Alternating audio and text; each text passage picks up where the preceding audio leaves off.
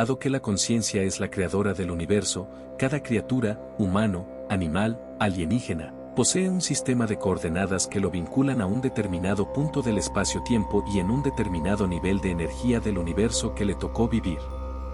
Así, la comunicación entre las distintas criaturas debe darse por medio de la coincidencia de este sistema de coordenadas tripartito espacio-tiempo-energía. Es como si cada uno de nosotros tuviera una serie de ejes cartesianos dentro de sí, que representan el espacio, el tiempo y la energía. Cuando nos encontramos con otra persona, debemos necesariamente alinear nuestros ejes con los suyos, de lo contrario la comunicación será imposible. A menudo, colocándonos, transversalmente o de lado, nos arriesgamos a no mirarnos de verdad. Imaginad, por ejemplo, que yo pongo en comunicación mi eje del tiempo con el eje del espacio de otra persona, nunca alcanzaríamos a entendernos. Sería como transmitir en dos frecuencias diferentes, cada uno de nosotros continuaría emitiendo señales, pero la otra persona no podría recibirlos. En la comunicación con los demás y en la relación con el mundo, se requiere una continua traslación de los ejes. Cuando el ser humano ve que las cosas se desplazan, pero no son realmente las cosas las que se mueven, sino es la conciencia que ofrece ese tipo de impresión, en realidad todo está parado como en un gran Matrix. Decir esto es increíble, es una locura y debe ser demostrado. Trato de hacerlo con un modelo de barra y esfera ampliamente utilizado por los químicos. Tanto los fotones como los antifotones pueden convivir en distintos puntos del espacio-tiempo sin que se vean afectados unos de otros. Pero si un fotón llegara a interceptarse con un antifotón, ambos se aniquilarían pues sus energías, que son iguales y opuestas, se cancelarían mutuamente. Ambos tienen la misma energía de masa pero distinta carga eléctrica. Este concepto es muy importante pues explica, de manera simple, muchos fenómenos paranormales, por ejemplo, abducciones, viajes en el tiempo, viaje a mundos paralelos, apariciones y desapariciones misteriosas, viajes astrales, etc. Los alienígenas tienen la tecnología para modificar nuestros ejes de la conciencia y hacernos ver, de repente, un portal dimensional en un lugar de nuestra vivienda que nunca antes habíamos visto. Esto no es nada misterioso sino que puede explicarse fácilmente usando geometría espacial, ver lámina 1. En dicha lámina he dibujado una línea recta que representa un mundo de una sola dimensión. En ese mundo sus habitantes se mueven en dos direcciones, hacia adelante y hacia atrás. El sujeto, S, que está en el punto A, dispone de un solo grado de libertad. Esto significa moverse en línea recta. Estando en ese punto se desplaza en dirección al punto B, con el objetivo de llegar al punto C, como si viajara por una carretera. Pasando por el punto B se encuentra con que hay otra línea, perpendicular, que conecta a otra dimensión, es decir que en ese punto el sujeto tiene a su disposición 2 grados de libertad, un plano. Ese desvío es lo que se llama portal dimensional, pues conecta al sujeto con otra dimensión que no es la suya, con un mundo que no es el habitual. Físicamente hablando, el sujeto está en condiciones, pasando por el punto B, de seguir caminando hacia adelante o girar y meterse en la otra línea.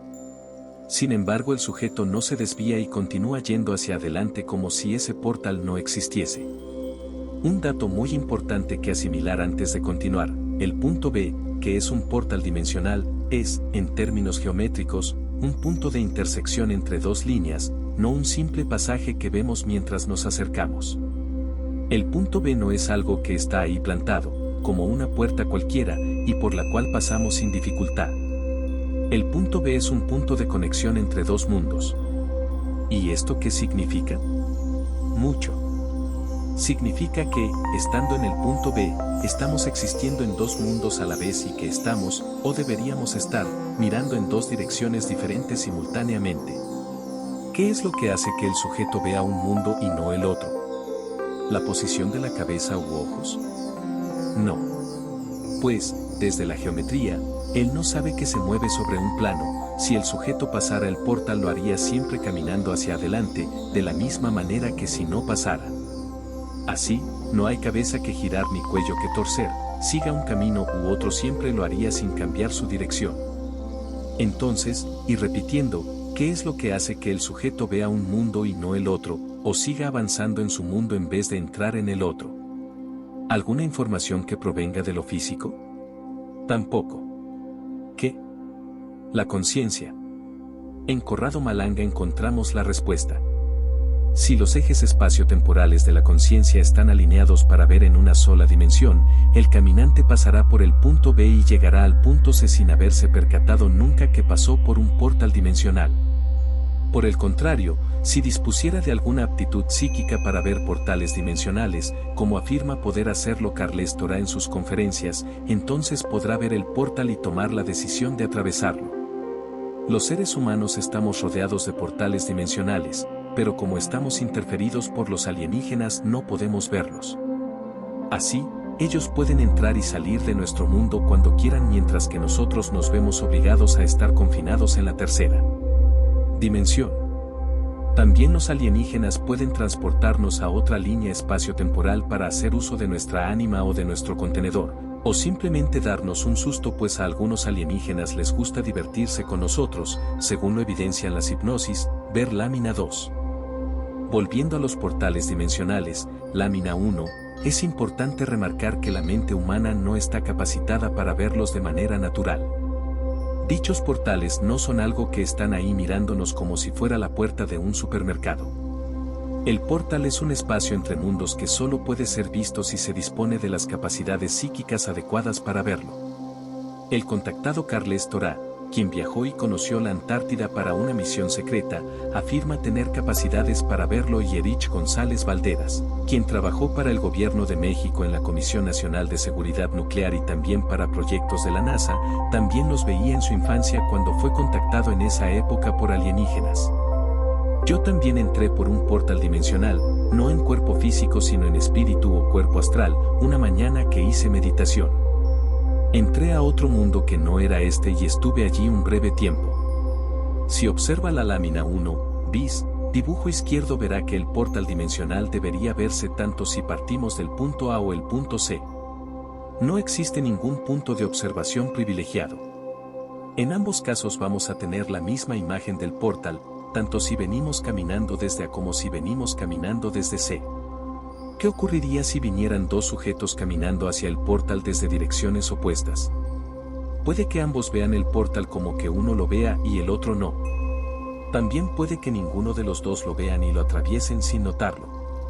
Si uno ve el portal y el otro no, entonces el que no lo ve observa, para su sorpresa, que el que viene enfrente desaparece. En realidad no es que lo tapa sino que los ejes de la conciencia de uno no están alineados con los del otro. Si el que ve el portal cambia su alineación espacio-temporal, el portal deja de verse y entonces puede ver al otro que viene enfrente. Es algo parecido a un cambio de focalización. Luego tenemos que una vez que entramos al portal dimensional más tarde tenemos que salir. Cuando salimos, podemos hacerlo en dos direcciones, o hacia A o hacia C. Si los ejes de nuestra conciencia están orientados para mirar hacia A, veremos A. Si en cambio están orientados hacia B, veremos B. Al igual que el caso anterior, un observador que está parado en A o en C y que no pueda ver el portal verá aparecer al sujeto de la nada, como si estuviera frente a un fenómeno sobrenatural. A modo de ilustración se me ocurrió poner algunos ejemplos conocidos en donde la conciencia puede alinear los ejes de forma tal que podemos contemplar una misma geometría desde dos perspectivas diferentes. Estos ejercicios ópticos ayudan a activar la glándula pineal, tercer ojo, no sé si para ver portales pero sí para ampliar nuestra capacidad de percepción. En la lámina siguiente, lámina 3, vemos un caleidoscopio. Un caleidoscopio es una imagen 2D formada por una mezcla irregular de formas. Si ponemos los ejes de la conciencia de modo normal, veremos una imagen plana. Pero este caleidoscopio colorido es algo semejante a un portal dimensional, pues si focalizamos los ejes de manera adecuada veremos una imagen 3D. En realidad, esta imagen no es un caleidoscopio, sino un estereograma. Así, si alineamos nuestros ejes ópticos poniendo los ojos viscos, no demasiado, veremos como si se abriera un portal que nos permite ver a través de él. Lo que veremos es algo así como una cueva u oquedad de forma piramidal. Si logra verlo, mueva su cabeza hacia los costados, horizontalmente, para que los ojos se acostumbren al foco y la imagen se le fije. Sin embargo, hay que aclarar que los estereogramas tienen dos perspectivas diferentes. Una es la perspectiva normal y la otra es la perspectiva inversa. En el caso de la imagen mencionada, la normal es una forma de pirámide. Para verla no debe poner los ojos viscos, sino que debe buscar el foco por detrás de la imagen estereográfica, como si la traspasara con los ojos. Para que se entienda mejor, hice el siguiente gráfico. Esto es así porque, para la conciencia, el universo es algo virtual.